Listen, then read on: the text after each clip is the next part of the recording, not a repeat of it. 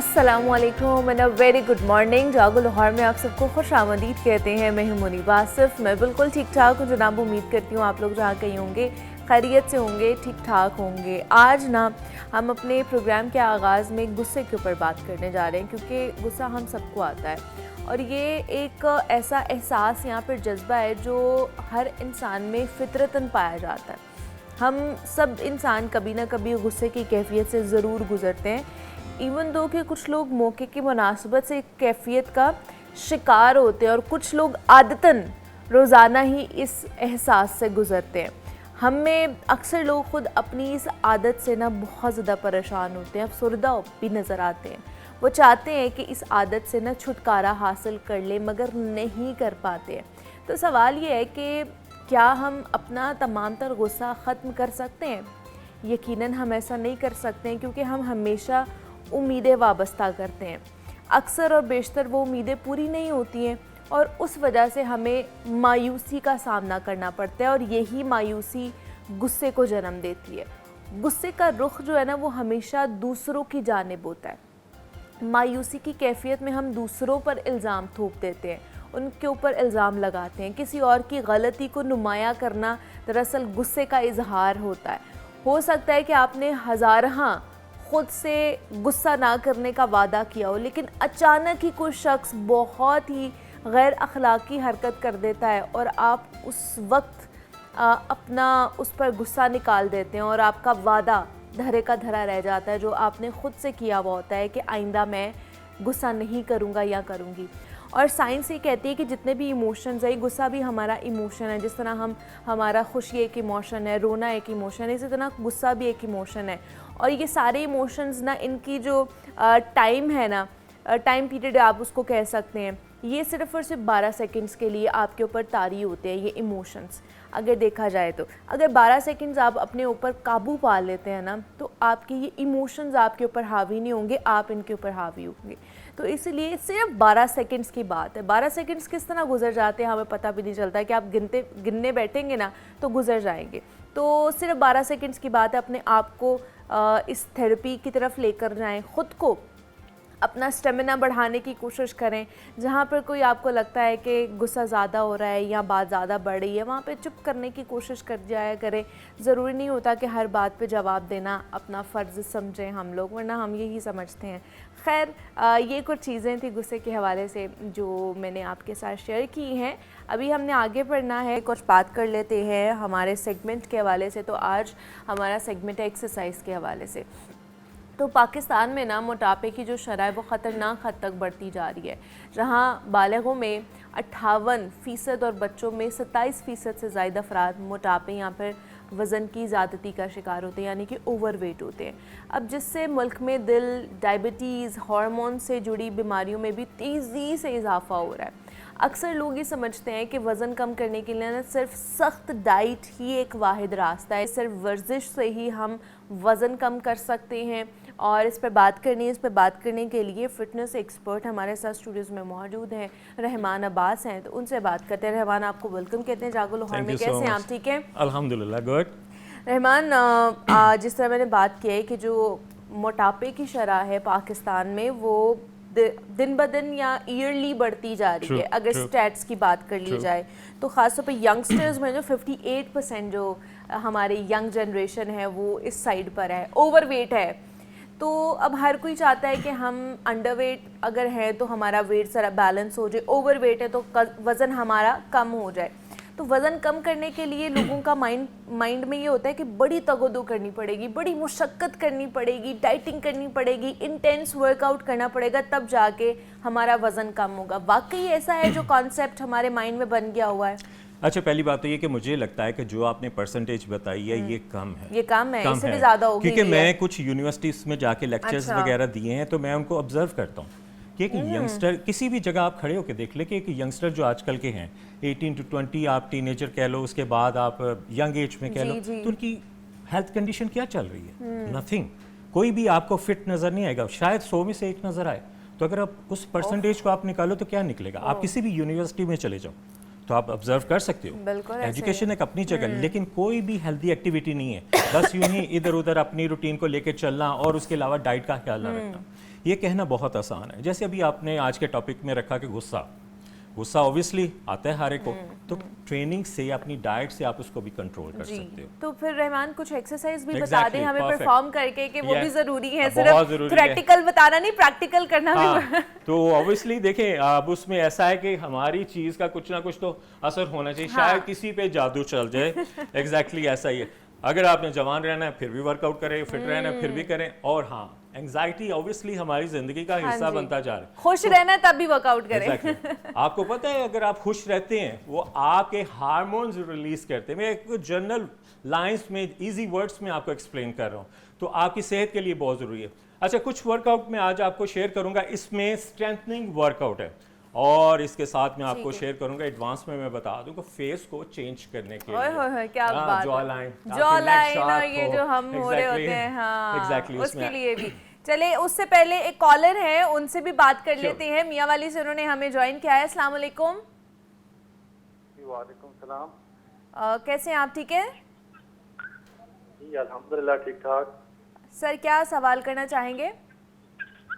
मेरा सवाल ये था कि वजन बढ़ जाता है और इसके कम करने के तरीके कौन होते हैं? ठीक है, वजन बढ़ जाता है तो उसको कम करने के लिए क्या तरीका कार है? वही रहमान जो है ना आपको बताने लगे हैं, तो बस देख लें आप। अच्छा, रूल नंबर 1, आपका ब्रेकफास्ट और आपका डिनर, आपका जो रात का खाना है, ये कंट्रोल पोर्शन में होना चाहिए। ब्रेकफास्ट में आपने प्रोटीन, पराठे शराठे प्लीज नो। अब कोई अगर आपने फिटनेस का ख्याल रखना है, बहुत पराठे वगैरह नहीं, एक अच्छा आपने मील लेना है। एग्स हो जाए, ब्राउन ब्रेड हो जाए, उसके ऊपर हनी या पीनट बटर, आप इसको एक हेल्दी कर सकते हैं। और रात के खाने में एक चपाती ऐड कर सकते हैं, कार्ब वगैरह कोई आपने फूड ऐड नहीं करना। ये आपका बेसिक फार्मूला। ये कोई अच्छा डाइट का मतलब ये नहीं कि आप क्या बहुत आपने सारी चीजें छोड़ देनी है, कैद कर लो यार, आपने इसको कैद कर लेना, ऐसा कुछ भी नहीं है। लोगों का कॉन्सेप्ट बना हुआ है कि डाइट है, नहीं बहुत टफ हो जाएगा, ऐसा आपने कुछ भी नहीं करना। डाइट का मतलब ये है कि आपने हेल्दी लाइफस्टाइल, एक अच्छा फूड, क्लीन खाना। स्ट्रेंथ वर्कआउट ये बहुत परफेक्ट है। अगर आपको गुस्सा भी आ रहा हो तो फिर भी ठीक है, उसकी मुनासबत से मैंने कहा कि चले एक प्लान चेंज हो जाए। वार्म अप एज यूजुअल आपने करना है, स्ट्रेच आपने करना है। ठीक है। ये है स्ट्रेट बॉक्सिंग, इसमें आपका फुल बॉडी वर्कआउट होगा। सिंपल मूव मैं बताता हूँ, 1 foot forward 1 back. Okay, right and left position कर सकते हैं। ये आपका स्ट्रेट, इसको आपने मूव करना है। मेरी राइट पोजीशन आपको स्लो डेमो में बताऊं, मूव करते देन स्ट्रेट, मेरे पाँव की पोजीशन चेंज होगी। मैं टर्न करूंगा जब मैंने टर्न करना है, मेरी हाफ बॉडी फुल पोजीशन में मूव करेगी। Okay, 1 2 3, hand to head to toe, मेरी फुल बॉडी इन्वॉल्व है। अब इसको मैं स्लो कर रहा हूँ, आपने 30 सेकेंड्स में इसको करना है। 1 2 3 4 5, ये 30 सेकेंड स्लो सिर्फ आपके लिए मैं कर रहा हूँ। ओके, अब इसको अपोजिट साइड में मैंने करना है, सेम उसी तरह 1 फुट फॉरवर्ड 1 बैक पोजीशन, और अब आपका लेफ्ट हैंड आ जाएगा। ओके, इमेजिन करें गुस्सा है, कोई बात नहीं, किसी को इमेजिन कर ले तो आप उस पर गुस्सा निकाल सकते हैं, लेकिन ये गुस्सा प्रैक्टिकली नहीं करना, सिर्फ आपने ट्रेनिंग के थ्रू आपने इसको आउट करना है। Okay, let's go. Okay, again movement, मैं पंच की पोजीशन मेरी बनेगी, ये ग्रिप बन रही है, मैंने शोल्डर इन्वॉल्व करना है। 1, okay 2, okay now speed, let's go. 1 2 3 4 5 6, ये आपने 30 सेकेंड ईच साइड, ठीक है, ये आपका बनेगा 1 मिनट। ओके, 3 सेट्स आपने करने हैं, 1 मिनट। यस, ठीक है, इसमें शॉर्ट ब्रेक आप ले सकते हैं। ठीक है। इसके बाद फ्लेक्सिबिलिटी स्ट्रेंथनिंग वर्कआउट इसी में आएगा। आप कहीं भी आप कर सकते हैं, सपोर्ट ले सकते हैं, चेयर पास रख सकते हैं, नहीं तो फ्री हैंड भी कर सकते हैं। फ्री हैंड में आपको बता देता हूं, right hand left leg move करना है, फुल बॉडी स्ट्रेंथनिंग वर्कआउट। 1 2 ठीक है, 3 4, 1 side up, second side down, ठीक है, ये फुल बॉडी मेरी इन्वॉल्वमेंट, ऑपोजिट जो है ना आपने उसको लेकर चलना है। ठीक है, खास तौर पर रहमान, ये जो लोगों की गर्दन पे रिंकल्स आ जाते हैं ना, देखें ये आप ऐसे बैठे रहते हैं, फोन यूज कर रहे हैं, काम कर रहे हैं, तो उसकी वजह से आपकी मसल्स जो है ना ये लूज होना शुरू हो जाते हैं। लाइफ को आपने मॉडिफाई करना है। जैसे फॉर एग्जांपल आप अपनी बाइक को, अपनी गाड़ी को सजाते हो ना, जी। सेम लाइक आपने इसको स्टाइल चेंज करना है। आपने फैट उड़ानी, ठीक है, आपने ऑयली चीज़ों को कंट्रोल करना है, और इस ट्रेनिंग को आपने करना। हम कहते हैं वाओ उसकी नेक बहुत अच्छी है, अच्छा उसके जॉ लाइन शार्प है, क्यों? उसने अपना लाइफस्टाइल चेंज एग्जैक्टली किया। उन्होंने काम किया होता है अपने ऊपर, Exactly. इसलिए देखिए आज अगर मैं आपको बता रहा हूँ मैं काम करके आ रहा हूँ आपके सामने, तो इसलिए इन चीज़ों को आपने करना, और सही। लास्ट में आपने ब्रीदिंग वैक्यूम करना ठीक है। ब्रीदिंग वैक्यूम एज यूजुअल उसी तरह ही आपने स्टैंडिंग पोजीशन में कर सकते हैं, वॉल सपोर्ट के साथ ठीक कर है। सकते हैं। ब्रीद इन करना है, इसमें भी आपने नेक को स्क्वीज करना है, ये लेवल अप है, नेक को लिफ्ट अप स्क्वीज। अगर आप शॉर्ट ब्रीदिंग ले सकते हो, बहुत ज़्यादा नहीं, अगर आपको लगता है ना कि मैं इसको इंक्रीज कर सकता हूँ, आपने इसको स्क्वीज करके ब्रीद इन, एब्डोमिनल को अंदर की तरफ खींच के lift up, then squeeze hold. आपने नेक मसल आपके शार्प अप, चाहे खवातीन है चाहे मर्द हजरात हैं, वो ये कर सकते हैं। ये छोटी छोटी चीज़ें जो है ना, आपका टोटल लाइफस्टाइल इसका चेंज हो जाता है। फिर कहते हैं कि हाँ हमें चेंज, हम चेंज हुए हैं। लेकिन जब ये डॉक्टर कहता है ना, ठीक फिर है। कहते हैं डॉक्टर साहब हमें बचा ले, हमें बचा ले, सही हम है। अपने आप को चेंज कर मतलब लें। कि आप थोड़ी बहुत अपनी डाइट में भी मॉडिफिकेशन लेकर आए और अपनी लाइफस्टाइल में भी मॉडिफिकेशन लेकर आए। ये हल्की हल्की सी जो एक्सरसाइज हैं वो घर में करना शुरू कर दें, और उसके अलावा अगर आप चाहते हैं कि जी अब हमने इंटेंस वर्कआउट की True. तरफ जाना है, फिर आप जिम जाने, इसकी फिर 4 जाने की स्टेजेस है, कोशिश आपका करें। बिगनर, हाँ, इंटरमीडिएट, एडवांस एंड प्रो। सही है। घर पे तक आप इंटरमीडिएट लेवल तक आप कर सकते सही, हो, उसके बाद ठीक है। प्रो है, वो इट्स ओके, वो तो बात फिर कर। आप जो है ना वो जिम जाएं, जहाँ मर्जी जाएं, ताकि फिर आपका एक लाइफस्टाइल जो है ना वो पैटर्न जो है ना उसका सेट हो जाए। तो हम तो कोशिश कर रहे होते हैं कि जब आपको मोटिवेट कर सके कि आप फिट रहें, आप बीमारियों से दूर रहें, ताकि आप खुशगवार ज़िंदगी गुजार सके। तो आज हमारे साथ रहमान अब्बास मौजूद है। Rahman, thank you so much You're welcome. कि आप यहाँ पर आए और इसके ऊपर Thank you बात so की much. हमारे साथ। जनाब, हसद और जलन जैसी कैफियत इंसानी जज्बात का एक हिस्सा होती हैं, जो बज़ाहिर तो नज़र नहीं आती हैं, लेकिन अंदर ही अंदर इंसान को इतना खोखला कर देती हैं कि एक वक्त ऐसा आता है जब इंसान अपने इन जज्बात के हाथों अपनी ही ज़िंदगी तबाह कर लेता है। हसद उन चीज़ों पर होता है जो इंसान के पास अपने पास नहीं होती हैं, या अपने पास मौजूद चीज़ों से बेहतर हों। तो बस इस मौके पर एक ख्वाहिश दिल में जगह पा लेती है कि ना सिर्फ मुझे ये चीज़ मिल जाए, बल्कि वो दूसरा शख्स इस चीज़ से महरूम हो जाए। मिसाल के तौर पर जैसे हम इदारों में काम कर रहे हैं और मुख्तलिफ़ जगहों पे काम कर रहे होते हैं, मेहनत और लगन से काम कर रहे होते हैं। अब इस दौरान वो सबके मुश्किल हालात में भी काम आता है। ऐसे हालातों में भी उनकी मदद करता है जब बात उनकी नौकरी तक आ पहुंचती है, और फिर एक दिन ऐसा आता है कि जब वो अपनी कई सालों के अनथक मेहनत के बाद अपने बलबूते पर अपनी मेहनत से किसी अच्छी पोस्ट पर बैठ जाता है ना, तो वही लोग जो कभी उसको बहुत अजीज़ समझा करते थे, उनके मुश्किल हालात में उनके दुख सुख का साथी होते थे, वही लोग उसके दुश्मन बनकर उभरते हैं। ऐसी क्या वजह है, और इसी को गिराने की कोशिश में क्यों लग जाते हैं? ऐसा क्यों होता है कि जो पहले आपके दोस्त होते हैं और बाद में वही आपके दुश्मन बन जाते हैं, वही आपसे हसद करना शुरू हो जाते हैं, जलन महसूस करना शुरू हो जाते हैं? तो इस पर बात करते हैं। इस पर बात करने के लिए डॉक्टर आरिफ सिद्दीकी साहब ने हमें आज ज्वाइन किया है। मोटिवेशनल स्पीकर हैं, लाइफ कोच हैं, तो उनसे जानने की कोशिश करते हैं ये मामला है क्या और क्या वजूहात हैं इसके पीछे। डॉक्टर साहब, आपको खुशामदीद कहते हैं। कैसे हैं आप? ठीक हैं? Thank you very much, great like always. Very good, ऐसा ही होना चाहिए ज़िंदगी में। डॉक्टर साहब, जिस तरह आज हमने बात करनी है कि आप किसी भी पोस्ट पे पहुंच जाते हैं अपनी मेहनत के थ्रू, मेहनत, लगन, कोशिशें, बहुत सारी पीछे नाकामयाबी होती हैं, लेकिन जब आप किसी पोस्ट पे पहुंचते हैं, किसी मकाम पर पहुंचते हैं, तो वही अजीज़ो अकारिब, वही कोलीग्स, वही लोग, दोस्त, अहबाब जो आपके साथ उस वक्त होते हैं जब आप कुछ नहीं होते हैं, तब तो आप बड़े अजीज़ होते हैं, लेकिन जब आप किसी मकाम पर पहुंचते हैं तो वही लोग आपके दुश्मन हो जाते हैं, वही लोग आपसे हसद करना शुरू हो जाते हैं, जलन महसूस करना शुरू हो जाते हैं। क्या वजह है ऐसी? इसकी एक नहीं 2-3 वजूहात हैं। अच्छा। मुख्तसर से टाइम में थोड़ी थोड़ी डिस्कस कर जी, लेते जी, हैं, ज़रूर, आइडिया हो ज़रूर। जाए। पहली बात तो आपने कामयाबी की बात की ना, हाँ। तो कामयाबी एक रोशनी है, एक चमक है। हर आंख रोशनी और चमक को बर्दाश्त नहीं कर सकती। चमगादड़ धूप में नहीं निकलती, उल्लू रोशनी में नहीं निकलता, उन्हें तारीकी पसंद है। बिल्कुल बिल्कुल। इसी तरह इंसानों में भी कुछ ऐसे लोग होते हैं जो कामयाबी की चमक कामयाबी की रोशनी बर्दाश्त नहीं कर सकते। जब वो बर्दाश्त नहीं कर सकते तो उस कामयाबी को देखते हुए आंखें बंद कर लेते हैं और ख़ुद को बताते हैं कि ये एक इल्यूजन है, ये ऐसा कुछ नहीं है। ये उसकी रीज़न एक ये होती है। दूसरी, अपने अजीज़ों कारब की या करीबी लोगों की बात की, उन्हें अच्छा लगता है कि आप स्ट्रगल करें, उन्हें अच्छा लगता है कि आप मायूस और परेशान हों और वो आके आपको बड़ा बन के दिलासा दें। देखिए, बड़ा बन के दिलासा देना, आप परेशान हैं, आप स्ट्रगल कर रहे हैं, आप उनके पास जाते हैं, मुझे कि मशवरा दें, मैं बहुत परेशान हूँ, हालात बहुत ख़राब हैं, समझ नहीं आ रही क्या करूँ। वो जो भी टूटा फूटा मशवरा दें, वो उन्हें उनकी अना की तस्कीन का मूजिब बनता है कि देखो, मुझसे इसने पूछा, मैं बड़ा हूँ, मैं सुपीरियर हूँ।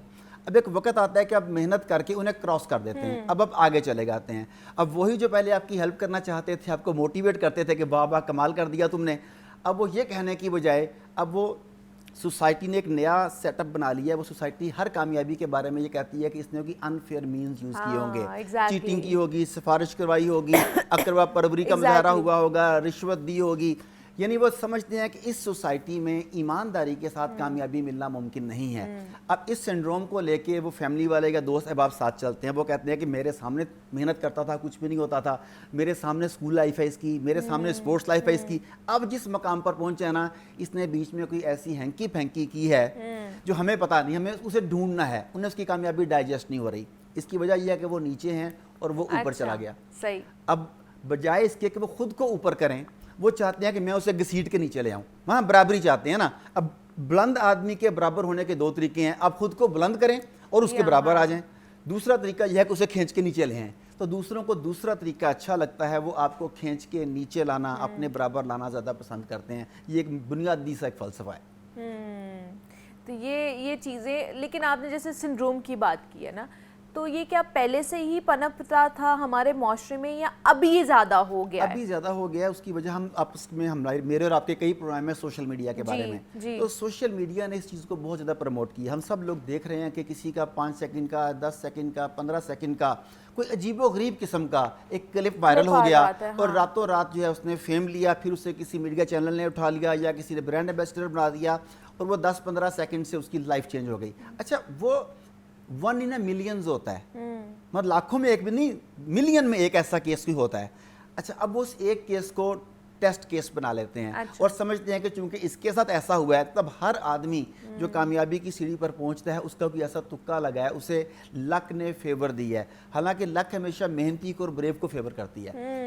लक ने भी उसे ही फेवर करनी है जिसने मेहनत करनी है, जिसने मैदान में उतरना है, जिसने जरूरतमंदाना कदम उठाने हैं। जिसको कुछ पता होगा ना, वही तो रिस्क लेगा और मेहनत करके आगे जाएगा। जिसको कुछ पता ही नहीं होगा तो वो कैसे चीजें कर सकता है। मिसाल देता हूँ कि 2 किसानों ने अपने अपने खेत पास पास थे उनके, एक ने उसमें हल चलाया, बीज बोया, खाद डाली, अब दुआ की कि या अल्लाह बाराने रहमत भेज दे, बारिश भेज दे, और बारिश होती है और वो दोनों खेतों पर बरसती है।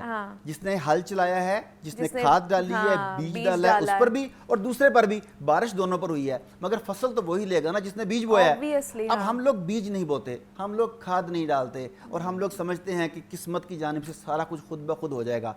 हमारा होता नहीं है, दूसरे का हो जाता है। अब लोग जलने लगते हैं, वो इस बात को नहीं समझते कि उसने बीज बोया था, उसने खाद डाली थी। अगर वो भी बीज और खाद डालें, देखें, सक्सेसफुल आदमी से जेलस होने की बजाय उसे रोल मॉडल बना लिया जाए तो आप भी वहां पहुंच सकते हैं जहां वो पहुंचा था। अगर आप कोई 20, 30 या 50 साल पहले के थाना कल्चर में जाएं तो वहाँ पे खोजी हुआ करते थे। अच्छा। वो उसे खुरा निकालते थे। वो चोर के पाँव के निशानात देखते हुए आपको चोर के घर तक ले जाते थे। उन्हें खोजी या खुरा निकालने वाले कहते थे, क्योंकि चोर जिस रास्ते पर चलता है अपने निशान छोड़ते हुए जाता है। जिस तरह चोर निशान छोड़ते हुए जाता है, बिल्कुल इसी तरह कामयाब शख्स भी कामयाबी के सफर के निशानात छोड़ते हुए जाता है। अब जेलस होने की बजाय उसके निशानात को फॉलो करना शुरू कर दें। मगर प्रॉब्लम क्या आ रहा है, हम क्यों नहीं कर रहे? हम ये समझते हैं कि कामयाबी एक प्लेट है, एक डिश है, और जिस आदमी ने ले ली अब खत्म हो गई। वो एक ही थी, उसने ले ली, अब मैं कुछ नहीं कर सकता। भाई, कामयाबी एक बेशुमार डिशेस का बुफे है। तो अब हमारे इर्द गिर्द बहुत से ऐसे लोग होते हैं जो अंदर ही अंदर शायद हमसे हसद भी कर रहे हों, हमसे जेलस भी हो रहे हों, हमारी कामयाबी से उनको उनकी रातों की नींदें जो है ना वो उड़ गई हों। तो क्या हम पहचान सकते हैं ऐसे लोगों को अपने इर्द गिर्द या नहीं पहचान सकते? पहचान सकते हैं। देखिए, आपके ना चेहरे के एक तो एक्सप्रेशंस होते हैं, एक माइक्रो एक्सप्रेशंस होते हैं। जो आप चेहरे के एक्सप्रेशन है, ये तब कर्टसी स्माइल देते हैं, आप दिल से खुश नहीं हैं, अच्छा आया, बड़ी खुशी हुई, ये कर्टसी स्माइल है। और आपको पता है कि ये सिर्फ कर्टसी स्माइल है, ये झूठी स्माइल है। लेकिन माइक्रो सेकंड्स के अंदर आपके तसुरात पसंदीदगी या नापसंदीदगी के, मोहब्बत के या नफ़रत के, जलन के या हैप्पीनेस की आपकी आंखों, चेहरों से, होंठों से झलकते हैं और आपका सबकॉन्शियस माइंड रीड भी कर रहा होता है। इसी तरह जो हासिद आदमी है वो आपके सामने तो बेशक अच्छा बन के मिल रहा होगा, लेकिन आपकी बैक बाइटिंग जरूर कर रहा होगा। बिल्कुल ऐसे ही है। और बैक बाइटिंग जो आदमी करता है कहीं ना कहीं से घूम के वो बात आप तक जरूर पहुंच जाती है। फिर आप देखेंगे जब वो आपके साथ मिलता भी है, अगर वो गले मिलता है तो प्रॉपर तरीके से गले नहीं मिल रहा, डिस्टेंस रखा होगा, सिर्फ जरा सा शोल्डर टच किया वो पूरा गले नहीं मिल रहा होगा। शेक हैंड कर रहा है तो शेक हैंड में वार्मथ आपको फील नहीं होगी जो वो होनी चाहिए। अगर आप दोनों ऐसे करके बैठे हैं दोनों एक दूसरे की तरफ, तो बजाय इसके कि वो यूं करके बैठे हैं कि हम एक दूसरे को फेस कर रहे हैं, वो ऐसे बैठ के ऐसे बात करने की कोशिश कर रहा है, मतलब उसे फेस नहीं करना चाहता, मजबूरन बैठा हुआ है। तो आपकी बॉडी लैंग्वेज जो है वो बेशुमार मामलात में, ज़िंदगी के हर मामले में आपको सिग्नल्स प्रोवाइड करती है। अगर हम बॉडी लैंग्वेज को रीड करना सीख लें तो बेशुमार मामलात आसान हो जाते हैं, और हासनों को जानना तो बहुत ही आसान काम है। बात है कि ये चीज़ें भी आनी चाहिए कि आप लोगों का जो लैंग्वेज है, बॉडी लैंग्वेज, उसको भी सीख सकें, और ये कोई इतना हार्ड एंड फास्ट रूल नहीं है, ये इजीली आप कर सकते हैं। तो हमारे साथ डॉक्टर आरिफ सिद्दीकी साहब मौजूद थे। आज हमने बात की कि हासद और जो जेलस लोग होते हैं उनसे कैसे बचना है हमने, और उस पर बात करने के लिए डॉक्टर साहब बहुत शुक्रिया आपके वक्त का कि आप यहाँ पर आए। ब्रेक लेनी है मैंने, यहाँ पे मिलते हैं इस ब्रेक के बाद।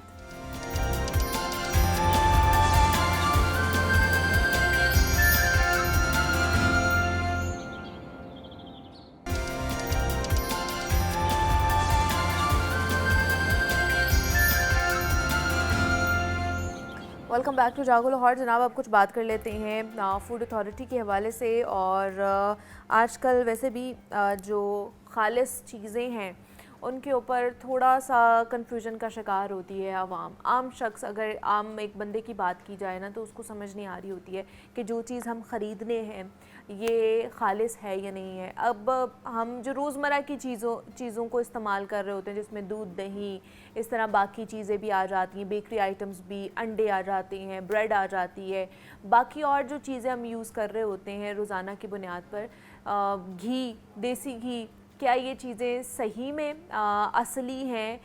इनको किस तरह चेक किया जाता है, इनकी इंस्पेक्शन किस तरह की जाती है, इसके ऊपर भी बात करेंगे। गोश्त के हवाले से भी ख़ास तौर पर बात करने की कोशिश करेंगे कि मयारी गोश्त चेक करने के हवाले से क्या क्या SOPs हैं, या क्या ऐसी एहतियाती हैं, क्या ऐसी चीज़ें हैं जो कि हम ख़ुद भी एहतियात कर सकते हैं जब हम गोश्त लेने जा रहे हों। दूसरा, हमने बात करनी है ख़ास तौर पर सुपर स्टोर्स के हवाले से, जो कि बेकरीज़ आ जाती हैं, सुपर स्टोर्स आ जाते हैं, उस पर भी हम देखते हैं कि आए रोज़ फूड अथॉरिटी भी छापेमारी होती है और इतनी अशिया वहाँ पर पकड़ी जाती हैं जो कि एक्सपायर्ड होती हैं। तो उनके हवाले से क्या क्या कार्रवाइयाँ की जा रही हैं, और बड़े बड़े ब्रांड्स के स्टोर्स होते हैं जहाँ पे ये चीज़ें जो है ना एक्सपायर्ड पड़ी भी होती हैं। तो जो हमें लगता है कि जी जितना बड़ा ब्रांड होगा ना वो उतना ही अच्छा जो है ना उसकी चीज़ होगी, लेकिन ऐसी चीज़ें, क्योंकि हम यहाँ पर नाम नहीं ले सक रहे होते हैं, लेकिन ऐसे ब्रांड्स जो कि कह लें कि जिन्होंने अपने नाम बनाए हुए हैं और इतने पैसे भी ले रहे होते हैं उन अशिया के, उन प्रोडक्ट के एवज़, लेकिन वो भी एक्सपायर्ड चीज़ें उन्होंने अपनी शेल्फ्स पे रखी हुई होती हैं। तो DG फूड आसिम जावेद साहब ने हमें ज्वाइन किया है, उनसे बात करते हैं और उनसे जानने की कोशिश करते हैं कि क्या क्या सूरत हाल चल रही है।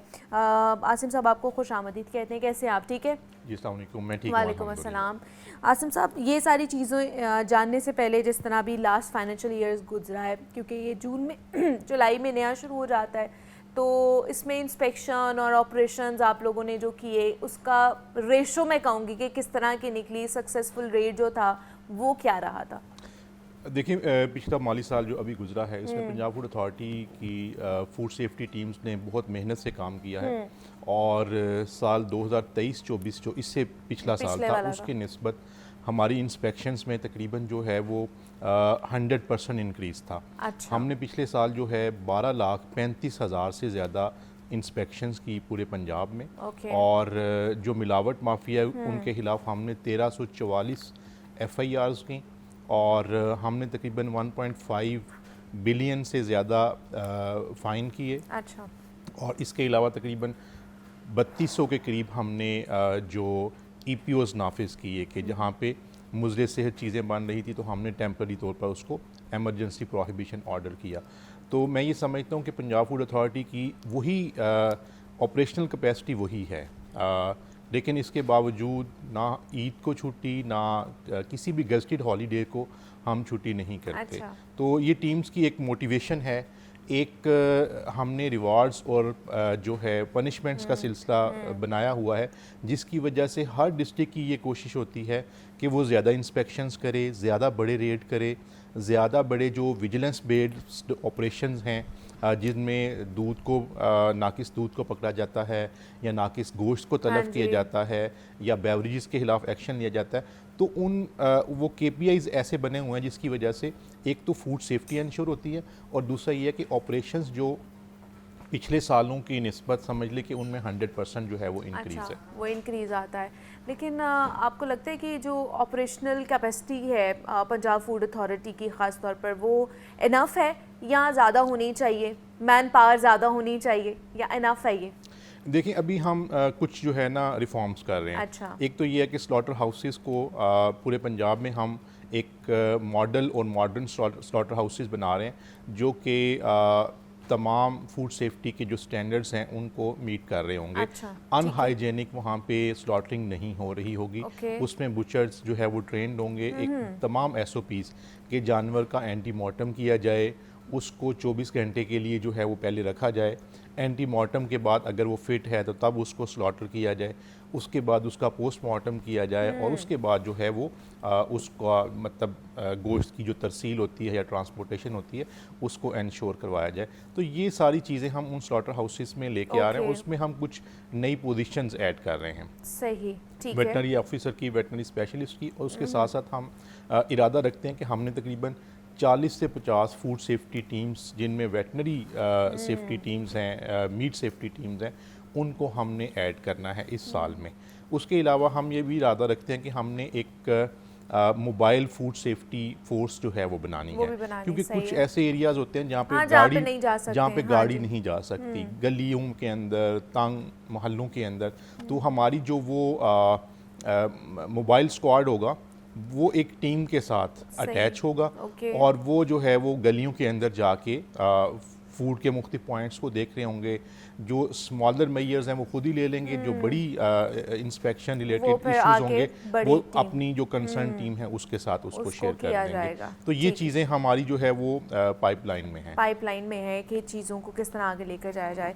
अच्छा, बाकी लाहौर पर आने से पहले जिस तरह ये पूरी अथॉरिटी पंजाब में काम कर रही होती है, अब रिसेंटली एक वाक़या गुजरांवाला में पेश आया, आपको भी पता है कि बच्चों की जान चली गई मुज़रे सेहत खाना खाने से। मुज़रे सेहत जो चीज़ वो उन्होंने खाई है, तो इस हवाले से आप क्या कहेंगे? ख़ास तौर पर क्या कार्रवाई की गई है उन लोगों के ख़िलाफ़ और किस तरह इंस्पेक्शन की जा रही है? लाहौर में तो चले हम आए रोज़ देखते आते हैं कि फूड अथॉरिटी बड़ा अच्छा काम कर रही है, एक्टिव रोल प्ले कर रही है, लेकिन जो बाकी मुंसलिक शहर हैं वहाँ पर किस तरह कार्रवाई की जाती है?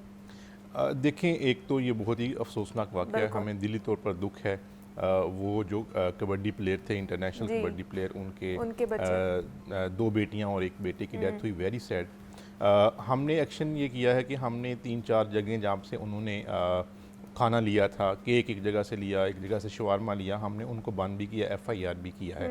इसके साथ साथ हमने तमाम जो उस एरिया के फूड पॉइंट्स थे, स्पेशली फास्ट फूड पॉइंट्स थे, उनको जो है वो हमने इंस्पेक्शंस भी किए हैं। एक अहम बात हम अभी कस्टमर्स के हवाले से आप शुरू में बात कर रही थी, यहाँ पे एक जो है क्या कह सकते हैं एडवाइजरी में या अवेयरनेस रिलेटेड बात करना चाहूँगा, वो ये है कि जब भी डिहाइड्रेशन का इशू हो, जब भी किसी को डिहाइड्रेशन 2 तरह से होती है, या तो उसको जो है वो गैस्ट्रो हो जाएगा या उसको वॉमिटिंग की शिकायत होगी। और डिहाइड्रेशन से एक तो पानी का लॉस है और साथ साथ जो इसेंशियल मिनरल्स बॉडी के अंदर होते हैं उनका लॉस होता है। तो एक तो यह है कि उनको बच्चों को फौरी तौर पे या कोई भी एज का बंदा है उसको फौरी तौर पे पानी, ORS, नमक मिला के पानी या चीनी मिला के पानी या नींबू पानी जो है उसका इंटेक जो है वो ज़्यादा कर देना चाहिए। ये तमाम पेरेंट्स के लिए है। बच्चे इतना गर्मी का मौसम है, बाहर खेल रहे होते हैं, हमें नहीं पता एकदम से जो है वो बच्चा जो है वो अनकॉन्शियस हुआ है।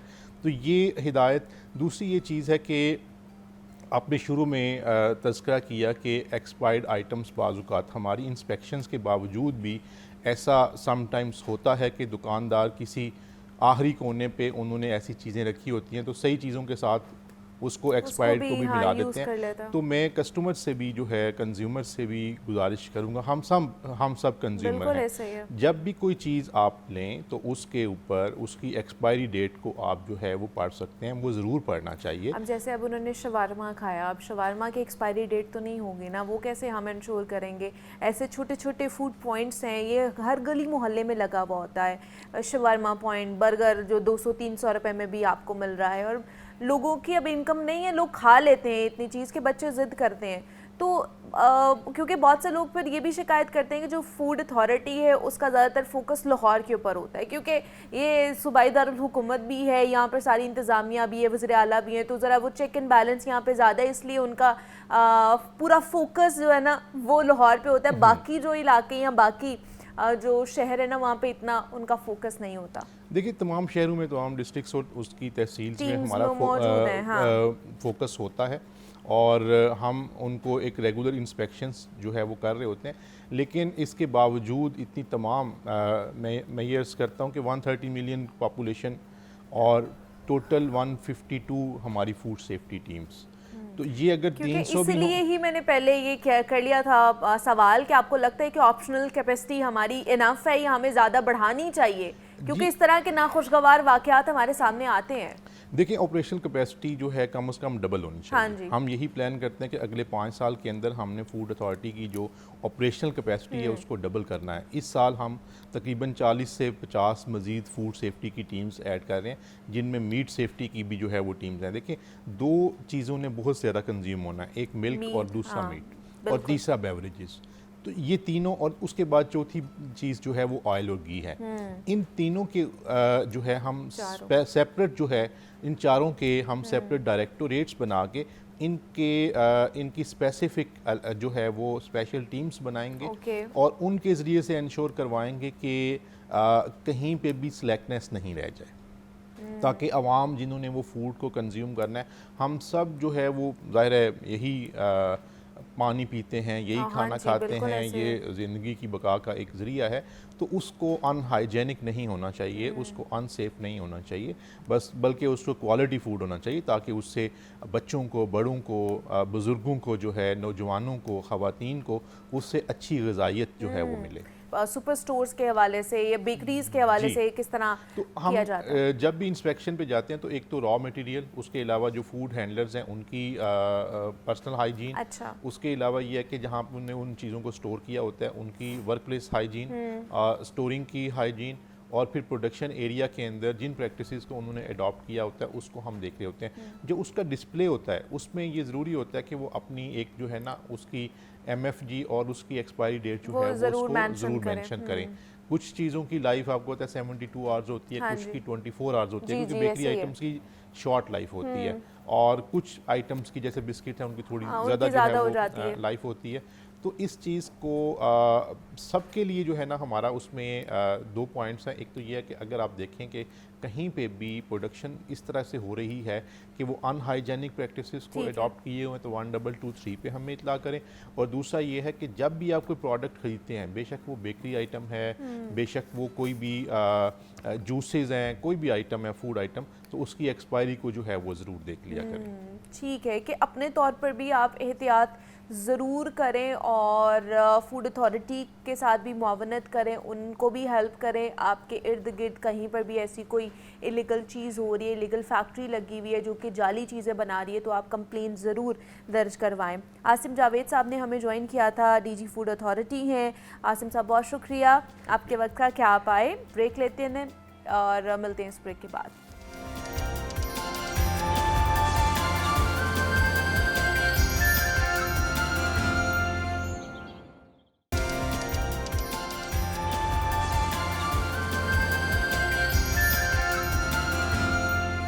वेलकम बैक टू जागो लाहौर। जनाब, अब हमने कुछ बात करनी है जॉब और बिज़नेस के हवाले से, क्योंकि नौकरी ठुकरा कर या नौकरी छोड़ कर ना अपना कारोबार शुरू करने का फ़ैसला शायद माजी में कभी इतना आम नहीं था जितना अब होता जा रहा है। और ख़ास तौर पर ये जो नई जनरेशन है जिसे जेन ज़ी कहा जाता है, वो लोग जो कि 1996 के बाद पैदा हुए हैं, इस ट्रेंड को लीड कर रहे हैं कि अब नौकरी या फिर कारोबार, दोनों ऑप्शंस अपने अपने फ़ायदे भी हैं उनके और अपने अपने नुकसानात भी हैं। और बेहतरीन इंतखाब आपकी ज़ाती तरजीहात पे डिपेंड करता है, आपके अहदाफ क्या हैं, आपकी स्किल सेट कैसी है, आपके वसाइल हैं, उनके ऊपर मुनहसर करता है। अब पाकिस्तान में जो है नौजवान अपना कारोबार तो करना चाहते हैं, लेकिन तरजीही तौर पर एक ऐसा कारोबार होना चाहिए जो उनके लिए महज एक लाइफस्टाइल से बढ़कर कुछ हो, यानी ऐसा कारोबार हो, ऐसा बिजनेस हो जिसे वो एक पायदार और कामयाब भी बना सकते हो, और जिससे हासिल होने वाली जो आमदनी है, फाइनेंशियल सपोर्ट है, उस पर बाकी ज़िंदगी वो आराम से गुजारी जा सके। जबकि दूसरी जानिब नौकरी करने वाले जो नौजवान हैं ये सोचते हैं कि इसमें उनका फ्यूचर कोई नहीं है। तो लिहाजा पाकिस्तान में नौजवानों के लिए बेहतरीन ऑप्शन क्या हो सकता है, जॉब और बिज़नेस, इसके ऊपर ही आज हमने सेगमेंट रखा है। तो इस पर बात करने के लिए अब्दुल रहमान ने हमें ज्वाइन किया है, करियर कंसल्टेंट हैं, करियर काउंसलर हैं, तो उनसे बात करते हैं। अब्दुल रहमान, आपको वेलकम कहते हैं जागो लाहौर में। कैसे हैं आप? ठीक है, all good, thank you very much for inviting again. Abdul Rahman, job और बिज़नेस, आज हमने इसके ऊपर बात करनी है। मुझे ये बताइए, क्या पाकिस्तान में जो नौकरी करने वाले, ख़ास तौर पर बिज़नेस तो बाद में, नौकरी करने वाले जो नौजवान हैं उनका कोई मुस्तकबिल नहीं है? क्योंकि हमारे यहाँ पे डिफरेंट अप्रोचेस इस्तेमाल होती है ना, और ख़ास तौर पे ये जो जेनजी वाला एक नया फिनोमेना आया हुआ है, नई टर्मिनोलॉजी आई हुई है, ये इनको लगता है जो नौकरी करेंगे उनका मुस्तकबिल कोई नहीं है। बिल्कुल ठीक है, बहुत इंपॉर्टेंट बात है। और मैं समझता हूँ कि आज के दौरे हाजिर में जो मसाइल नौजवान फेस करते हैं उसमें एक बहुत बड़ा मसला ये है कि they are confuse between job and business. और इवन अगर हम जॉब्स की बात करें तो वो उसमें भी कंफ्यूज है कि किस चीज़ का स्कोप ज़्यादा है, किस तरह की जॉब, कौन सी ऐसी चीज़ है जो आज के दौर में मुझे फाइनेंशियल स्टेबिलिटी ला करके दे सकती है। और जेन ज़ी से ज़्यादा आज के दौर में 2025 में जब मैं और आप इस चीज़ पर गुफ्तगू कर रहे हैं, हमारे पास कॉलेज में इंटरमीडिएट का जो बच्चा है वो तो अब जनरेशन अल्फा का बच्चा है। हाँ जी, बिल्कुल राइट, बात जेन जी से भी अब तो आगे पहुंच गई। ठीक है, तो अब उन लोगों तो की अल्फा के बाद मेटा भी आ गए और पर किस तरह के बच्चे आ रहे हैं, अब तो उन चीजों को केटर करने की जरूरत है। उनके तो प्रॉब्लम जो है वो बिल्कुल ही डिफरेंट हो गए। अच्छा, मेरी बात, इसमें आपको सबसे पहले ये देखना पड़ेगा, जिस तरह से अक्सर ये जो प्रॉब्लम हम देखते हैं, मैं अक्रॉस पाकिस्तान ट्रैवल करता हूँ, बहुत सारे स्टूडेंट्स से मिलता हूँ, बहुत सारे नौजवानों से मिलता हूँ, जो चीज़ सबसे पहले हमें देखने को मिलती है वो ये है कि वो ये कहते हैं कि हमारे पास काम नहीं है, जॉब्स नहीं है, हमें जॉब्स मिल नहीं रही, पाकिस्तान में स्टैग्नेंसी है, ठहराव है और हमें काम नहीं मिल रहा। अब हमें सबसे पहले ये देखना है कि आप बजाते खुद कौन से वाले नौजवान हैं। जब आप अपनी सबसे पहले तो आपको ये देखना है कि क्या आप क्वालिफाइड हैं या नहीं है।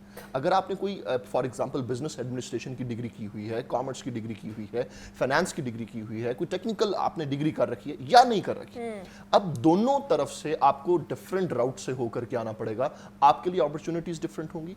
आपके लिए पाकिस्तान के अंदर जब आप चीज़ों को एक्सेलरेट करेंगे, बिल्ड आउट करेंगे, उसका प्रोसेस प्रोसीजर डिफरेंट होगा।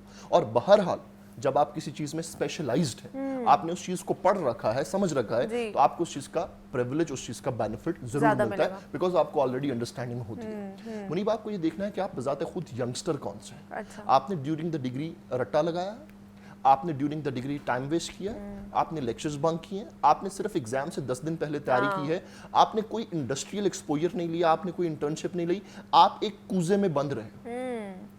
अच्छा, एक आप वो नौजवान, आपकी प्रॉब्लम्स डिफरेंट हो। सही। ऑन द अदर हैंड आप एक ऐसे नौजवान हो जो सेमेस्टर नंबर 1 से थ्राइविंग था, एंथुसियास्टिक था, एडॉप्टिव था, चीज़ों को सीखना चाहता था, वो रीजनिंग करता था, वो लॉजिकल चीज़ें समझने की कोशिश करता था, वो आउट ऑफ द बॉक्स जाकर सोचने की कोशिश करता था। वो ये नहीं देखता था कि 5th सेमेस्टर में स्पेशलाइजेशन शुरू होगी, उसको ऑलरेडी पता था कि मैंने क्या करना, मुझे फाइनेंस में जाना है, ह्यूमन रिसोर्स मैनेजमेंट में जाना है, मुझे सप्लाई चेन में जाना है, मुझे सेल्स में जाना है, मार्केटिंग में जाना है, मुझे क्या करना है। आप ऑलरेडी ट्रैक पर थे, आपने ऑलरेडी चीज़ें मैनिफेस्ट की हुई थी, आपके लिए रूट डिफरेंट होगा। अब ये हो गई जॉब कैटेगरी। ठीक है। अब मैं बहुत सारे नौजवानों के लिए जो एक इबहाम है, जो एक कंफ्यूजन है, वो ये है कि क्या काम करें। स्कोप किस चीज का है, अच्छा। हम किस चीज को बेहतर तरीके से अप्रोच करें तो हमारी जिंदगी में जिस Job तरह आपने और business। स्टेबिलिटी का जिस तरह से ठीक आपने है। कहा, बिजनेस पे भी मैं आता हूँ, लेकिन हम जॉब को पहले क्लैरिफाई से, कर लें एंड ठीक देन है। Will go to the next ठीक है। स्टेप, ताकि हकीकी मैसेज डिलीवर हो सके। अब जॉब्स कौन सी हैं? हम 2025 में मौजूद हैं और हमारे इर्द गिर्द दुनिया बहुत रैपिडली चेंज हो रही है, टेक्नोलॉजिकली चेंज हो रही है, एनवायरमेंटली चेंज हो रही है, डेमोग्राफिकली चेंज हो रही है, मेडिकली चेंज हो रही है। फॉर एग्जांपल अब जिस तरह से मैंने कहा मेडिकली चेंज हो रही है, उसमें भी कोविड ने robotics। दुनिया ट्रांसफॉर्म कर दी। हम गूगल मीट, जूम से उस तरह से वाकिफ ना होते अगर कोविड ना आता, मे बी 10 साल बाद होते। सो कोविड ने, एक बीमारी ने मुनीबा आपको 10 साल आगे ले गई, पहुंचा दिया, बिल्कुल ऐसा ही है। सो आपके ट्रेंड्स ही चेंज कर दिए। प्री कोविड और post Covid world different worlds हैं।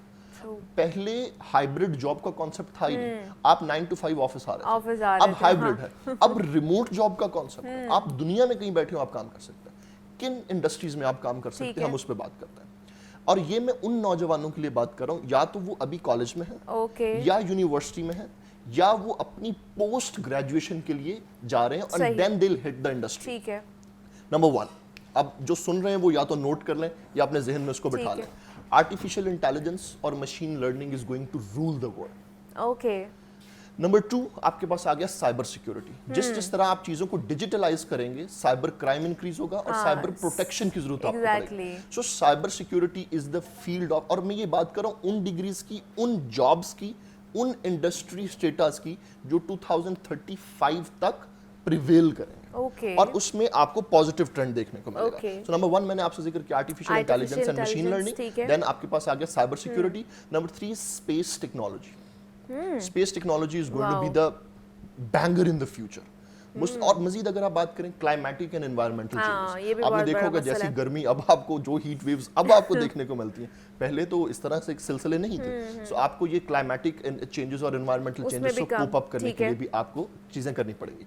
Then very important, very common, still important, लेकिन लोग इसको थोड़ा सा बहुत टेकन फॉर ग्रांटेड ले लेते हैं और फिर आगे जाके कामयाब नहीं हो पाते। That is sales and marketing and business development. ठीक है, इसमें sales and marketing is not just like कोई प्रोडक्ट बेचना, sell me this pen, this is not just sales. उसमें सबसे पहले आपको सेल्स फनल डेवलप करनी है। फॉर एग्जांपल, आप एक फूड ब्रांड बना रहे हैं, आपको अपने कस्टमर को एजुकेट करना है what is organic food, what is inorganic food, what is fast food, protein क्या है, कार्ब्स क्या है। आपको अपनी ऑडियंस को एजुकेट करना है। अब वो सुन रहे हैं आपसे, आप अपना प्रोडक्ट नहीं पिच कर रहे, ठीक है, वो आपसे बस नॉलेजेबल चीजें सुन, ठीक है। कल को जब प्रोडक्ट पिच करेंगे उन्हें लगेगा यार ये तो बड़ा नॉलेजेबल आदमी, I should buy the product from these people. So आपको सेल्स, मार्केटिंग और बिजनेस डेवलपमेंट के अंदर भी आप मुस्तकबिल के अंदर अच्छा एक्सेलरेट कर सकते हैं।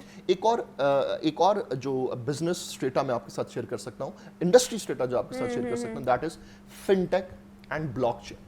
फिनटेक एंड ब्लॉकचेन, जिसके अंदर फाइनेंशियल टेक्नोलॉजिकल फर्म्स बन रहे हैं, जिसका उसकी एक एग्जांपल है एजुफाई स्कॉलरशिप। पंजाब ग्रुप के अंदर जो हमारे डिफरेंट इदारे हैं, हम एजुफाई स्कॉलरशिप्स दे रहे हैं, और आप अगर गूगल पे जाएं और एजुफाई को स्टडी करें, आप you will be amazed to know the model. Blockchain, जिस तरह से आपके पास बिटकॉइन माइनिंग है, डिजिटल करेंसीज है आजकल जो चल रहा है, एग्जैक्टली, ठीक है। अच्छा, अब मैं एक बड़ा हैरान कुन मुनीबा स्टैट पढ़ रहा था, कल मेरी नजर से गुजरा, वो ये है कि टॉप 6 करेंसीज जो दुनिया की हैं, bitcoin is one of them, and it does not even exist physically.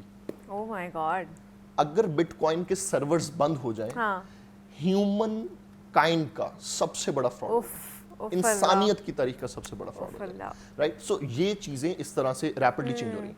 And फिर आपके पास हेल्थ केयर इंडस्ट्री आ जाती है, जिसके अंदर साइकोलॉजी बड़ी इंपॉर्टेंट होगी, क्योंकि जिस तरह मशीन ह्यूमंस की जॉब्स खा जाएगी, ठीक है। अब मैं एक यूएस के क्लाइंट के साथ काम करता हूँ, उनकी कंपनी कैसे ऑपरेट करती है जी, किसी क्लाइंट को प्रॉब्लम हुआ तो उन्होंने कॉल की, एक एजेंट ने कॉल उठाई, ठीक है, एजेंट नंबर 1 ने नोट्स लिए, एजेंट नंबर 2 को कहा टिकट क्रिएट कर दो, एजेंट 2 ने टिकट क्रिएट किया, एजेंट 3 को दिया और उसे कहा टेक्नीशियन असाइन करो। अच्छा, ये तीनों चीजें अब एआई कर रही है और 3 लोगों की जॉब चली गई, ठीक है। अब ये चीजें चेंज हो रही हैं, right. So digital detox psychologist, जो डिजिटल डिटॉक्सिफिकेशन हो रही है, एक तो फूड से डिटॉक्सिफिकेशन हो रही है ना, सो आपको डिजिटल डिटॉक्स के लिए अब लोग चाहिए, वो लोग जो सिक होंगे डिजिटलाइजेशन से, अब उनको देखने के लिए आपको इस तरह के साइकोलॉजिस्ट की जरूरत पड़ेगी, डिजिटल डिटॉक्स क्यूरेटर्स ठीक जो है। आपको असिस्ट करेंगे इन द ठीक फ्यूचर। है। सो ये वो जॉब्स हैं जो आज का नौजवान, ये वो इंडस्ट्री है, ये वो फील्ड्स हैं जिसके जहाँ अंदर पे आज जा का सकते हैं। नौजवान खुद को एक्सेलरेट कर सकता है, और इसके अंदर स्किल बड़ी इंपॉर्टेंट ठीक होगी। है। सिर्फ डिग्री नहीं,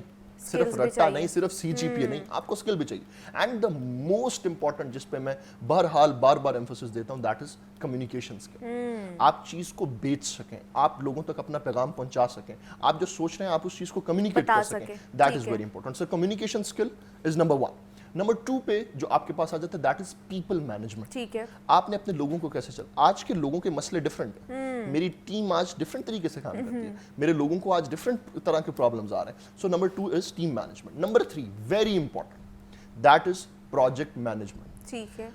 मुनीबा, आपने नया बुर्ज खलीफा कंस्ट्रक्ट करना, या आपने एक बर्गर बनाना, या आपने एक गाड़ी बनानी है, अगर आपको प्रोजेक्ट मैनेजमेंट आता है, आप ये तीनों चीजें कर सकते हैं। ठीक है। So project management is also one of the amazing skill. और उसके अलावा जो सबसे ज़रूरी चीज़ आज के दौर में है मेरे और आपके लिए और इर्द गिर्द मौजूद लोगों के लिए, दैट इज अडॉप्शन। ओके। कि जैसे जैसे चीजें चेंज चीज़ें change हो हो रही रही हैं, है, आप उसके adopt साथ इवॉल्व करें। जो लोग सही इवॉल्व है। नहीं होंगे वो ऑब्सोल्यूट होंगे, जो इवॉल्व होंगे वो और ज्यादा और तरक्की ज्यादा- करें, वो और ज्यादा तरक्की करें। सो ठीक है। Adoption is also very important. Business की जहां तक बात है, ठीक है। मेरे ख्याल से अगर आप एक लोअर मिडिल क्लास से बिलोंग करते हैं, आपको डायरेक्टली बिजनेस इनिशिएट नहीं करना चाहिए। मैं इस चीज के खिलाफ हूं। ओके। आपको पहले स्किल डेवलप करनी चाहिए, आपको पहले Experience एक्सपोजर लेना लेना चाहिए, हाँ। एग्जैक्टली आपको पहले एक्सपीरियंस लेना चाहिए that how things actually operate, human resource कैसे काम करता ठीक है। फाइनेंस कैसे काम करती है, मार्केटिंग कैसे काम करती है, सेल्स कैसे। अच्छा, अकाउंटिंग और फाइनेंस में भी फर्क है,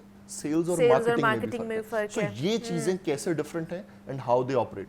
आपने चीजों को आउटसोर्स कैसे करना है, आपने सप्लाई चेन कैसे बिल्ड करनी है, आपने कस्टमर्स को टारगेट कैसे करना है। सो आई थिंक ये चीजें जब आप पहले अंडरस्टैंड करते हो, फिर जब आप एक फिर आप बिजनेस जब इनिशिएटिव करते हो, लेते हो, हाँ। वो आपको बहुत ज्यादा फायदेमंद फायदेमंद होता है। सो होता माय है। Recommendation as a Is- counsellor is कि आप पहले जॉब करें। अच्छा। फॉर एक्सपीरियंस, ठीक है। एंड देन आप जॉब करते करते एक स्टार्टअप लॉन्च करें, एंड देन फिर उसको ग्रो करें, and then shift toward that startup, सही। और यू विल बी सक्सेसफुल। और अगर आपको रिवॉर्ड नहीं मिल रहा, you have to reassess your कि आप स्ट्रगल सही कर भी रहे हैं कि नहीं सही कर रहे हैं। और दूसरा, इस पूरे कॉन्वर्जेशन का जो क्रक्स निकला है वो ये है कि अब्दुर्रहमान ने कहा है कि पहले एक्सपीरियंस गेन करें, Yes. देन आप अपने बिजनेस की तरफ जा सकते हैं। डायरेक्टली बिजनेस की तरफ ना जाएं, चांसेस बहुत ज़्यादा हैं कि शायद आप उसको एक्सेल उसमें ना कर पाएँ। तो इसलिए जॉब में एक्सपीरियंस हासिल करें, एक्सपोजर हासिल करें। हमारे साथ अब्दुर्रहमान मौजूद है। Abdurrahman, thank you so much कि आप आए। जनाब, कुछ स्किन केयर के हवाले से बात कर लेते हैं, क्योंकि हर कोई ना साफ़ शफाफ जल्द और घने चमकदार बाल चाहता है।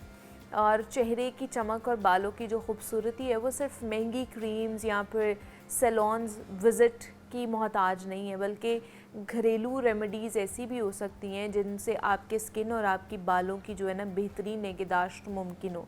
बस ज़रूरी होता है कि हम अपनी स्किन और अपनी हेयर टाइप को समझकर जो कुदरती अज्जा हैं, जो ऑर्गेनिक चीज़ें, उनका दुरुस्त इस्तेमाल करें। तो आज इस सेगमेंट में हम यही आपको बताएंगे कि कौन से ऐसे घरेलू नुस्खे हैं या फिर होम रेमेडीज़ हैं जो कि वाकई मौसर हैं, और किन बातों से हमें परहेज़ करना चाहिए, और घरेलू नुस्खे अपनाने से पहले किन बातों का ख्याल रखना बड़ा ज़रूरी है, ताकि हम अपनी खूबसूरती को बढ़ा सकें, ना कि उसको नुकसान पहुंचा सकें। तो इस पर बात करने के लिए डॉक्टर कंवल जवाद ने हमें आज ज्वाइन किया है।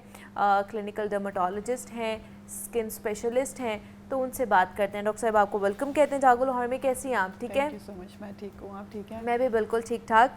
डॉक्टर कंवल, आज हमने होम रेमेडीज़ के हवाले से बात करनी है, तो सबसे पहले तो बताइए कि वाकई होम रेमेडीज़ जो है ना वो इफ़ेक्टिव होती हैं? देखिए, होम रेमेडीज़ बिल्कुल इफ़ेक्टिव होती अच्छा। हैं, क्योंकि ये जितने भी सिरम्स हैं, क्रीम्स हैं, ये सब कुछ अभी रिसेंटली हम हाँ। कहें कि 8-10 सालों से पिछले इसका ट्रेंड बहुत ज़्यादा हो गया है। पहले आपको पता है कि वो एक स्पेसिफिक कोई चीज़ें होती थी कि जो हमारी अम्माएँ लगाती थी, और उनकी स्किन, उनके बाल, उनकी जो बाकी बॉडी है वो ज़्यादा हेल्दी रहती थी एज़ कम्पेयर्ड कि आज हम लोग जो रंग रंग के सिरम इस्तेमाल करते हैं, रंग रंग की क्रीम्स यूज़ करते हैं। होम रेमेडीज़ यूज़फुल होती हैं अगर उन्हें सही डायरेक्शन में लगाया जाए। अच्छा। अगर सही स्किन टाइप के साथ सही रेमेडी को चूज़ किया जाए तो बहुत अच्छी रहती हैं। आपको पता होना ये चाहिए कि आप जो रेमेडी यूज़ कर रहे हैं वो आपके लिए फ़ायदेमंद है या नहीं, बिकॉज बहुत सारे लोग ऐसे होते हैं जो कि ऑलरेडी रेटिनॉल, ग्लाइकोलिक और नायासिन, ये सैलिसाइलिक, ये सब यूज़ कर रहे होते हैं। ओके। ऐसे लोगों को ख़ास तौर पे ऐसी रेमेडीज़ से अवॉइड करना चाहिए। ये एक स्पेशल बात है क्योंकि ये लोग क्या करते हैं कि वो रेमेडीज़ भी यूज़ कर रहे होते हैं प्लस अपने सिरम्स में, अपनी क्रीम्स में इन चीज़ों का इस्तेमाल भी करते हैं। क्योंकि जब भी कभी आप रेटिनॉल, सैलिसाइलिक या ग्लाइकोलिक या कोई भी एक्सफोलिएशन वाली चीज़ यूज़ करते हैं या कोई भी एसिड बेस्ड चीज़ यूज़ करते हैं तो होम रेमेडीज़ में कुछ ऐसे इंग्रेडिएंट्स होते हैं जो कि इनके साथ समझ लें उनकी बनती नहीं है, लड़ाई हो जाती है उनके साथ, तो वो फिर आपकी स्किन पर रिएक्शन दे सकते हैं। सो राइट डायरेक्शन में यूज़ की जाए तो होम रेमेडीज आर बेस्ट। अच्छा, कि वो इफेक्टिव होती हैं। बिल्कुल। चलिए फिर वन बाय वन हम होम रेमेडीज की तरफ आ जाते हैं। यूजुअली घरों में एलोवेरा का इस्तेमाल हो रहा होता है, बालों के लिए भी और इवन दो के स्किन के लिए भी इस्तेमाल हो रहा होता है। तो aloe vera is good for health, मतलब स्किन के लिए भी और बालों के लिए भी? देखिए बेस्ट है एलोवेरा, लेकिन उसका तरीका ये होता है, मैंने शायद पहले भी बताया था कि एलोवेरा आप अपने घर का यूज़ कर सकते हैं अगर आपके घर में मौजूद है तो। ये पॉकेट फ्रेंडली है, कोई इसमें आपको मेहनत नहीं करनी पड़ती। सिर्फ करना ये होता है कि आपने वो एलोवेरा निकालना है, उसको वॉश करना है अच्छी तरीके से, उसकी जो ऊपर वाला छिलका होता है वो सारा आपने रिमूव कर लेना है। किसी भी अच्छी शार्प नाइफ की मदद से करेंगे तो अंदर का गूदा सारा निकल आएगा। वो जो गूदा है वो आपने कम से कम 1 घंटे से लेके 2 घंटे तक अपने फ्रिज में रखना है। अच्छा। उसे डायरेक्टली यूज़ नहीं करना। बिकॉज अगर आप डायरेक्टली यूज़ करेंगे तो उसमें कुछ ऐसे इंग्रेडिएंट्स होते हैं, उसमें कुछ ऐसे टॉक्सिन्स होते हैं जो आपकी स्किन के साथ रिएक्ट कर सकते हैं। सो वो अगर आप 1 घंटे या 2 घंटे फ्रिज में रख लेंगे तो उसका वो जो असर है काफ़ी हद तक कम हो जाता है। आप उसे अपनी स्किन पर भी यूज़ कर सकते हैं, आप उसे अपने बालों में भी यूज़ कर सकते हैं, प्लस आप उसकी आइस क्यूब्स बना के भी रख सकते हैं। अगर आपके पास टाइम नहीं है कि आपने मास्क नहीं लगा सकते, आप उसे सर में नहीं अप्लाई कर सकते बहुत ज़्यादा टाइम के लिए, तो वीक में 1 मरतबा एलोवेरा लें, उसे दही के साथ मिक्स करें। अच्छा। उसके जेल को, और उसे एक अच्छी पेस्ट फॉर्म में बना लें। ठीक है। इन दोनों ब्लेंड कर लें, ब्लेंड कर लें, ये भी बहुत अच्छा तरीका है। आप ब्लेंड कर लें तो वो एक इवन टोन बन जाएगी, वो मास्क इजीली अप्लाई हो सकता है। सो दही के साथ एलोवेरा को इक्वल क्वांटिटी में आप मिक्स करके लगाएं, साथ में आप उसमें ऐड कर लें कोई भी अपनी पसंद का ऑयल, लाइक मस्टर्ड ऑयल कर सकते हैं, कोकोनट ऑयल कर सकते हैं, कोई स्पेसिफिक ऑयल आप यूज़ करते हैं 2 टेबलस्पून उसमें वो ऐड कर लें। इन तीनों का मिक्सचर बना के आप इसे अपने सर में लगाएं, 2 घंटे तक अप्लाई करके रखें और फिर आप एक मतलब शावर कैप आपने पहन लेना है। 2 घंटे अप्लाई के बाद आप उसे ठंडे पानी से वॉश करेंगे अपनी पसंद के किसी भी शैम्पू से। नंबर 1 आपके बालों से फ्रिज खत्म हो जाएगा। नंबर 2 आपके बालों की जो रूट्स हैं वो काफ़ी हद तक मजबूत होंगी। वीक में 2 से 3 मरतबा आप इस मास्क का इस्तेमाल कीजिए, आपको खुद डिफरेंस नजर आ जाएगा। क्या बात है। अगर आपने एलोवेरा मास्क फेस पे लगाने का टाइम नहीं है तो वो क्यूब्स आप बना के रखें, एक क्यूब निकालें और 10 से 15 मिनट तक अपने फेस पे उसका मसाज करें और आप देखें कि आपकी स्किन में एक रेडिएंट ग्लो आता है। अच्छा। एलोवेरा की क्यूब्स के साथ, क्योंकि एक तो आपको आइस मिल रहा है, ठंडी होती है, वो आपकी जो ब्लड वेसल्स है उनमें सर्कुलेशन को बहुत अच्छा स्ट्रॉन्ग कर देता है। प्लस वो जो एलोवेरा की प्रॉपर्टीज हैं वो, और जब ये कूलिंग प्रॉपर्टीज मिक्स होती हैं तो आपकी स्किन का ग्लो बढ़ जाता है, क्योंकि आपकी स्किन की ब्लड सर्कुलेशन इंक्रीज हो जाती है। So these are also very good, आप यूज़ कर सकते हैं। नंबर 2, जैसे आजकल गर्मियाँ हैं तो दही का इस्तेमाल ना सिर्फ खाने में बहुत कर लेना चाहिए, क्योंकि दही से काफ़ी ज़्यादा फ़ायदे होते हैं। ठीक है। दही हमारी स्किन के लिए और हमारे बालों के लिए भी उतनी ही अच्छी है, बेस्ट होती है दही। दही के 3-4 मैं आपको मास्क बता देती हूँ। ज़रूर। वो लाइक ऐसा है कि आप इजीली घर में यूज़ कर सकते हो, उसमें कोई ऐसा प्रॉब्लम नहीं होता। दही आपने लेनी है, दही के साथ आपने, अगर आपको एक्नी है तो दही के साथ आप टर्मेरिक को ऐड, यानी हल्दी को ऐड करें। 2 टेबलस्पून आपने दही के लेने हैं, उसमें आपने 1 टेबलस्पून डालना है टर्मेरिक यानी हल्दी का। उन दोनों को अच्छे से मिक्स कीजिए। अगर आपके फेस पे एक्नी है तो ये जो मास्क है ये एंटी इन्फ्लेमेटरी होगा, मॉइस्चराइजिंग होगा, प्लस ये आपकी स्किन में हाइड्रेशन देगा। क्यों? क्योंकि दही में लैक्टिक एसिड होता है और उसका काम क्या होता है कि वो हमारी जो सुपरफिशियल लेयर है स्किन की, जब आप दही अप्लाई करते हैं तो वो वाटर को अट्रैक्ट करती है, उससे आपकी स्किन ना सिर्फ हाइड्रेट हो जाती है बल्कि प्लम भी नजर आती है। सो टर्मेरिक के साथ लगाएंगे तो आपको पता है हल्दी में एंटी इन्फ्लेमेटरी, ये बहुत पुराने टोटकों में जख्मों पे लगाने के लिए, अभी भी आप देखते हैं कहीं चोट लगती है तो हमारे पुराने लोग कहते हैं लगा लें और वो बिकॉज उसमें एंटी इन्फ्लेमेटरी जो हम एंटीबायोटिक यूज करते हैं उसमें भी यूज होती है। एग्जैक्टली ये हल्दी इज बेस्ट, असली होनी चाहिए। हाँ। अच्छा, कुछ लोग हैं जो इसमें हल्दी भी होता है, दही भी होता है, उसमें थोड़ा सा बेसन डाल लेते हैं, थोड़ी सी हनी डाल लेते हैं, इवन दो कि लेमन भी अंदर डाल लेते हैं, ये भी एक मास्क बना के मुंह पे लगा रहे होते हैं। ये भी बहुत अच्छा है, लेकिन अगर बेसन आप उस कंडीशन में यूज कर सकते हैं जब आपकी स्किन ऑयली हो, बहुत ज्यादा ऑयली हो या नॉर्मल हो, ये तीनों कंडीशन में आप बेसन यूज कर सकते हैं। बट अगर आपकी स्किन ड्राई है तब आप बेसन यूज नहीं करेंगे। बेसन की जगह एक बहुत अच्छी चीज है जिसकी बड़ी हाइप क्रिएट है, राइस फ्लोर, सॉरी, चावल का आटा। हाँ, वो आप यूज कर सकते हैं बेसन का ऑल्टरनेट अगर आपकी स्किन ड्राई है। अच्छा, अगर आपकी ड्राई है तो बिल्कुल आप उसे यूज कर सकते हैं, दही से मिक्स कर सकते हैं, लेमन आप डाल सकते हैं अगर आपको कोई एलर्जिक इशू नहीं है, आपकी स्किन सेंसिटिव नहीं है, बिकॉज आपको पता है उसमें विटामिन सी होता है। अगर आपको एक्जिमा, सोराइसिस, इस तरह का कोई भी मसला हो तो वो थोड़ा सा प्रॉब्लम कर सकता है। हनी आप बिल्कुल ऐड कर सकते हैं, खास तौर पे हनी वो लोग ऐड कर सकते हैं जिन्हें एक्नी का इशू हो।